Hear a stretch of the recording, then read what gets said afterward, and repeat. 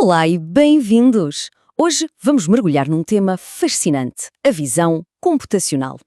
E olhem, vamos direto ao ponto. Já repararam que estamos completamente rodeados por máquinas que veem? E não estou a falar de simplesmente gravar como uma câmara normal. Falo de máquinas que entendem de verdade o que estão a ver. É uma daquelas tecnologias que saltou da ficção científica diretamente para o nosso bolso, para os nossos carros, e é isso que vamos desconstruir hoje. Como é que isto funciona? Desde o mais básico, o pixel, até à reconstrução completa da nossa realidade. Pois é, essa é a grande questão, não é? Como é que um aparelho, um dispositivo, transforma uma simples coleção de pontos de luz numa decisão real e concreta? Uma decisão como, sei lá, desbloquear este telemóvel ou, ainda mais crítico, travar o carro agora. Não, não é magia, é mesmo uma área incrível da inteligência artificial. E para a gente ter uma ideia do alcance disso tudo, que tal começarmos com alguns exemplos que, aposto, muita gente já usa todos os dias? Ok, vamos começar com algo bem pessoal, o desbloqueio facial. É o exemplo perfeito de conveniência no nosso dia-a-dia. Mas o que está a acontecer ali é muito mais do que parece. O telemóvel não está só a comparar uma foto com outra, nada disso. O que ele está a fazer, na verdade, é analisar a geometria tridimensional do rosto, é mapear dezenas e dezenas de pontos únicos e a calcular as distâncias entre eles. É uma verificação de identidade complexa, baseada em dados visuais, e tudo acontece num piscar de olhos, em menos de um segundo. E que tal outro clássico? A fotografia panorâmica. Aquela imagem super ampla e perfeita que conseguimos fazer com o telemóvel? Pois, aquilo é o resultado de um software que literalmente vê as zonas em que as várias fotos se sobrepõem. Ele é inteligente o suficiente para identificar características em comum, tipo o canto de um prédio ou aquela árvore específica, e usa esses pontos como se fossem âncoras para juntar tudo sem que se note a emenda. É como um puzzle complexo que o nosso telemóvel resolve sozinho em segundos.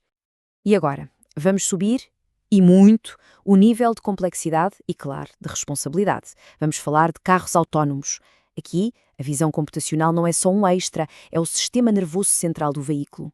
Pensem nisto, tem que identificar e classificar tudo o que se passa à volta em tempo real. Peões, ciclistas, sinais de trânsito, outros carros, as próprias faixas da estrada. De repente, deixamos de falar de conveniência, como desbloquear um telemóvel, e passamos a falar de uma tecnologia da qual dependem, literalmente, vidas. Ok, então já vimos alguns exemplos do que a visão computacional faz. Agora, a pergunta de US$ 1 milhão. Como é que faz? Para entendermos isso, temos que recuar um passo e perceber como é que um computador sequer lê uma imagem. E a primeira lição, talvez a mais importante, é esta. Um computador não vê uma paisagem, não vê um rosto, ele vê números. É isso mesmo, pura e simplesmente matemática. É exatamente isso. Vamos pensar, por exemplo, na Mona Lisa. Para nós, é uma obra de arte, certo? Cheia de mistério e beleza. Para um computador, é uma grelha gigante, uma matriz, cheia de números. Cada um desses números diz apenas qual o brilho e a cor de um único e minúsculo pixel. Todo o processo de ver, toda a magia, começa aqui, nesta grelha de dados completamente crus. E o grande desafio, claro, é encontrar algum tipo de significado neste verdadeiro mar de números. Então, como é que se encontra significado nisto tudo? A resposta está em procurar por características. Gosto muito desta analogia. Se os pixels são as letras de um alfabeto, as características são as primeiras palavras que se consegue formar. São aqueles padrões mais básicos, mais reconhecíveis, coisas que se destacam do ruído de fundo. Em vez de tentar entender a imagem toda de uma vez, o algoritmo começa por aqui, por encontrar estes elementos fundamentais. E este é o tal alfabeto visual que as máquinas estão à procura. Coisas como pontos de interesse bem definidos, tipo o canto de um olho, arestas e contornos que definem a silhueta de um carro, linhas retas, como as de uma estrada, ou até regiões com uma textura específica, como a de um tecido. Ao focar-se nestes padrões, o sistema consegue, no fundo, criar um esboço, um mapa das partes que realmente importam na imagem. E, tão importante quanto isso, consegue ignorar tudo o que é irrelevante, como uma parede branca e lisa ou um céu azul sem nuvens. Agora, imaginem só. Durante muito tempo, os programadores tinham que dizer manualmente ao computador que tipo de características é que ele devia procurar. Era um processo extremamente trabalhoso, muito frágil. Qualquer coisinha mudava e o sistema falhava. Mas depois veio a revolução do Deep Learning e isso mudou completamente as regras do jogo. Essa citação resume perfeitamente a mudança de paradigma que aconteceu. A ideia fundamental passou a ser outra. Em vez de programarmos regras explícitas à mão, como se fazia antes, a abordagem passou a ser: olha, vamos mostrar às máquinas milhões e milhões de exemplos. Deixámos que fossem elas próprias a descobrir quais as características importantes, simplesmente através da análise de bases de dados gigantescas de imagens do mundo real. Certo, mas é um salto enorme, não é? Passar de identificar uma simples linha ou um canto para reconhecer um conceito tão complexo como um rosto. Como é que o sistema consegue juntar todas estas pecinhas básicas, estas palavras visuais, para formar um todo que faça sentido? Bem, a resposta está numa arquitetura de rede neural muito especial, uma que foi inspirada diretamente na forma como o nosso próprio cérebro processa a visão. Estamos a falar das redes neurais convolucionais, mais conhecidas como CNNs. Elas são, sem dúvida, a peça central da visão computacional moderna. E a genialidade delas está precisamente nisto. Elas aprendem sozinhas a hierarquia de características. Ou seja, ninguém lhes diz tens que procurar por olhos ou agora procura por um nariz. Nada disso. Elas aprendem por si mesmas que certas combinações de arestas, curvas e texturas correspondem a um olho e que outras combinações correspondem a um nariz. É um processo de aprendizagem de baixo para cima. E o processo é mesmo assim lindamente hierárquico. Imaginem, a imagem entra na rede. As primeiras camadas veem um mundo quase como um bebê. Só detectam coisas muito básicas, linhas, curvas, manchas de cor. Depois, à medida que a informação avança para as camadas seguintes, mais profundas, a rede começa a combinar essas linhas para formar formas um pouco mais complexas, como um círculo, que pode ser uma roda, ou uma forma oval, que pode ser um olho. E assim por diante, até que no final, as últimas camadas juntam todas estas peças do puzzle e dão o verdito final. Ok, com base em tudo isto, isto é um carro, ou isto é um rosto. Isto é absolutamente fantástico, certo? As máquinas já conseguem reconhecer o que está numa imagem. Mas a história não acaba aqui. O próximo grande passo, o próximo nível, é perceber onde é que as coisas estão no espaço tridimensional.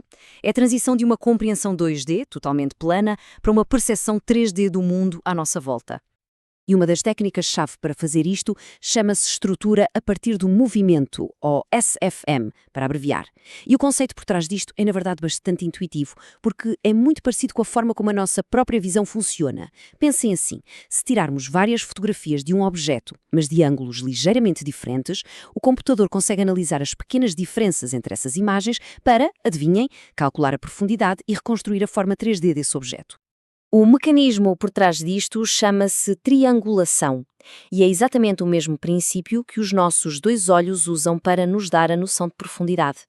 O computador encontra a mesma característica, vamos imaginar, o topo de um candeeiro, em duas fotografias diferentes. Depois, mede o pequeno desvio na posição desse ponto entre as duas imagens, e com essa informação consegue, por geometria, calcular a que distância é que esse ponto está. Agora imaginem fazer este processo não para um ponto, mas para milhares de pontos em dezenas de imagens diferentes. O resultado final é o que se chama uma nuvem de pontos 3D.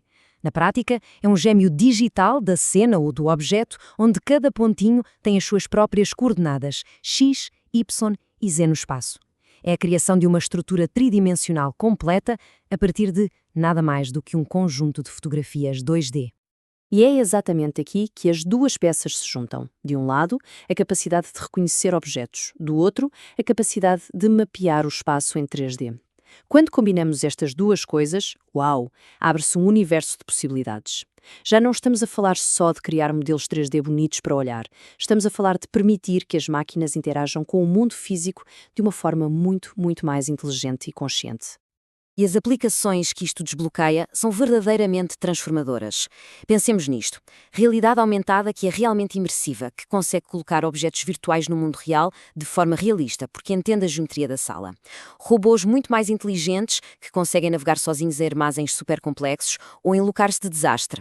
A capacidade de preservar digitalmente locais históricos que estão em risco. Tudo isto se torna possível. É, no fundo, a base para uma geração inteiramente nova de interação entre o digital e o físico. E tudo isto nos deixa com uma reflexão final. Reparem na viagem que fizemos. Começámos num simples pixel, um número numa grelha, e acabámos com um gêmeo digital 3D do nosso mundo. À medida que esta capacidade de não só ver, mas de reconstruir o mundo se torna cada vez mais poderosa e acessível, a fronteira que separa o mundo físico do digital, bem, ela começa a ficar cada vez mais ténue.